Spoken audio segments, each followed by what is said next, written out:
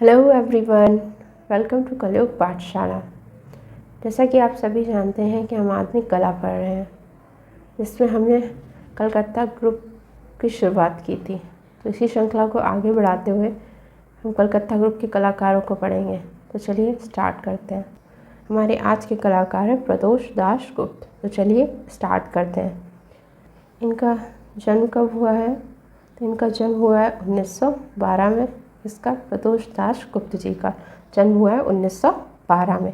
और इनकी मृत्यु कब हुई है? तो इनकी मृत्यु हुई है 2006 में। ठीक है, इनका जन्म कब हुआ है? इनका जन्म हुआ है 1912 में और इनकी मृत्यु कब हुई है? 2006 में। ठीक है, चलिए आगे बढ़ते हैं। तो जन्म के बारे में जान लेते हैं। इनका जन्म हुआ है 1912 में। कब हुआ है? 1912 में। कहाँ हुआ है? तो वो हुआ है ढाका। ठीक, ढाका आपका कहाँ है? बांग्लादेश। ठीक, तो कहाँ पे हुआ? ढाका, बांग्लादेश में हुआ। आपसे पूछा जा सकता है कि प्रदोष दास जी का जन्म कहाँ हुआ है? तो आप कहेंगे ढाका, बांग्लादेश में। ठीक, कब हुआ है? तो 1912 में हुआ है। ठीक, इनकी मृत्यु कब हुई है? तो इनकी मृत्यु हुई है 2006 में। कब हुई है? 2006 में। चलिए अब इनके व्यवसाय के बारे में जान लेते हैं कि क्या थे कला के क्षेत्र में। ठीक, तो कला के क्षेत्र में एक मूर्तिकार थे। कौन थे? एक मूर्तिकार थे। इनको प्रसिद्धि किस रूप में मिली है? एक मूर्तिकार के रूप में प्राप्त हुई है। ठीक, तो ये क्या थे? मूर्तिकार थे। ठीक, चलिए प्रारंभ में हिरण्यम राय चौधरी, किससे? हिरण्यम राय चौधरी से क्या इन्होंने सीखा? मूर्तिकला की शिक्षा प्राप्त की। ठीक है, तो आपसे पूछा जा सकता है कि प्रदोष दास गुप्त जी के आरंभिक गुरु कौन थे? तो आप कहेंगे हिरण्यम राय चौधरी। या फिर आपसे पूछा जा सकता है कि उनके गुरु कौन थे? तब भी आप क्या कहेंगे? हिरण्यम राय चौधरी। ठीक, चलिए नेक्स्ट पॉइंट है हमारा मद्रास कला विद्यालय। मद्रास कला विद्यालय से देवी प्रसाद राय चौधरी के निर्देशन में क्या सीखा इन्होंने? मूर्ति कला की शिक्षा प्राप्त की। और आपको पता होगा देवी प्रसाद राय चौधरी क्या थे? एक मूर्तिकार थे। मैंने आपको प्रीवियस क्लासेस में पढ़ाया थी। तो चलिए मद्रास कला विद्यालय से इन्होंने क्या सीखी? क्या कहाँ पर? देवी प्रसाद राय चौधरी से कहाँ पर? मद्रास कला विद्यालय में। ठीक, क्या सीखा इन्होंने?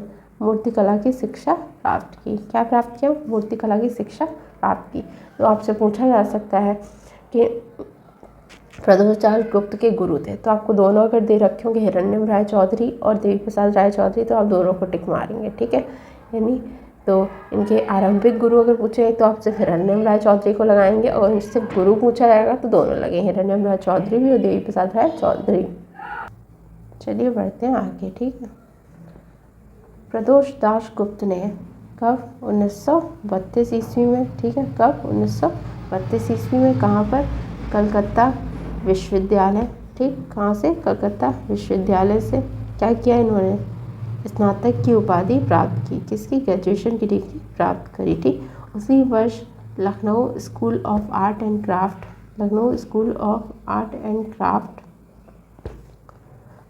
क्राफ्ट से इन्होंने क्या किया? मूर्ति कला का अध्ययन किया। किसका? मूर्ति कला का अध्ययन किया। चलिए अब इस पॉइंट को अच्छे से समझ लेते हैं। ठीक है, चलिए तो आपसे पूछा जा सकता है कि प्रदोष दास गुप्त जी ने स्नातक की उपाधि कब प्राप्त की?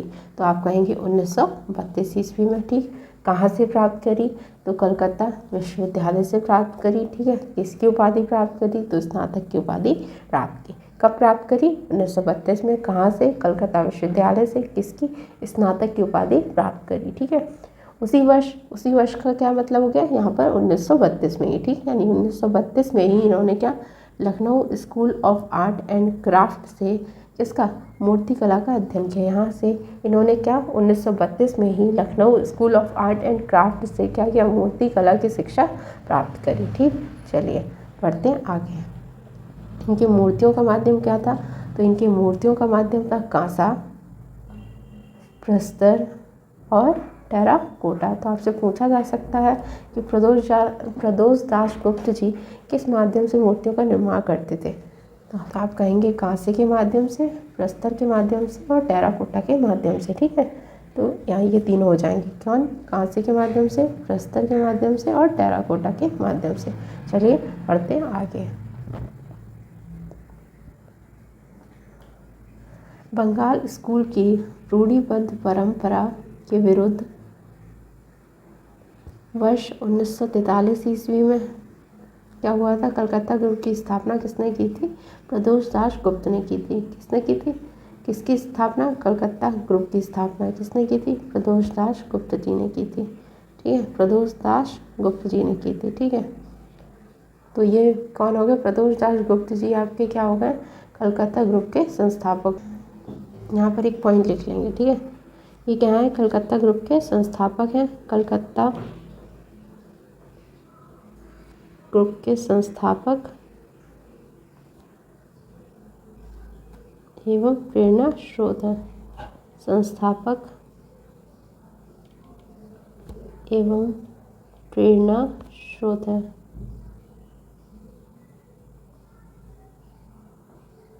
ठीक है, ये पॉइंट याद रखेंगे।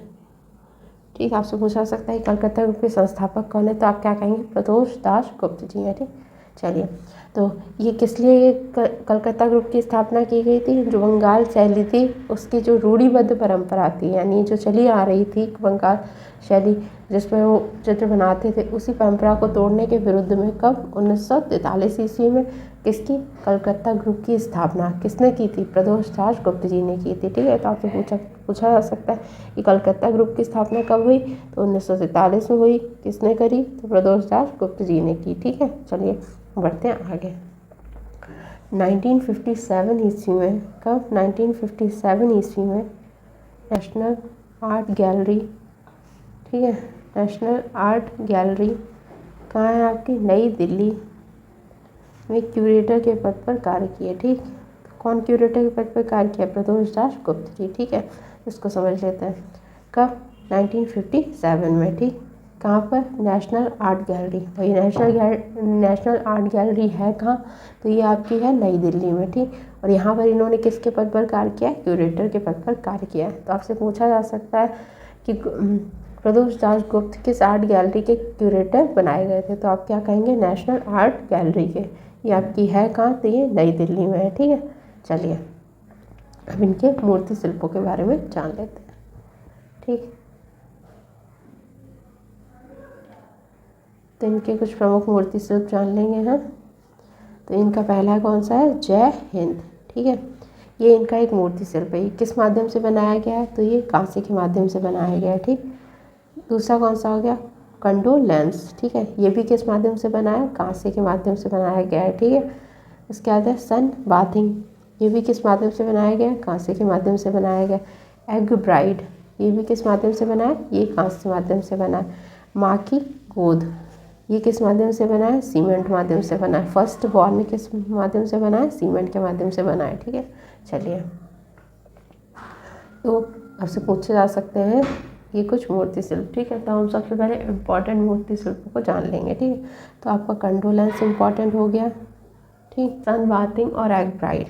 सन बाथिंग इम्पॉर्टेंट हो गया और एग ब्राइड इम्पॉर्टेंट हो गया। ठीक है, चलिए, तो जय हिंद आपका किस माध्यम से बनाया गया है? तो ये कांसे के माध्यम से बनाया गया है। किस माध्यम से? कांसे के माध्यम से बनाया गया है। ठीक, कंडोलेंस बहुत इंपॉर्टेंट है। ठीक, ये भी किस माध्यम से बना? कांसे के माध्यम से बनाया गया। सन बाथिंग, ये भी कांसे के माध्यम से बनाया गया है। ठीक, एग ब्राइड, ये भी कांसे के माध्यम से बनाया गया है। ये इंपॉर्टेंट है। ठीक, चलिए इसके बारे में कुछ जान लेते हैं थोड़ा।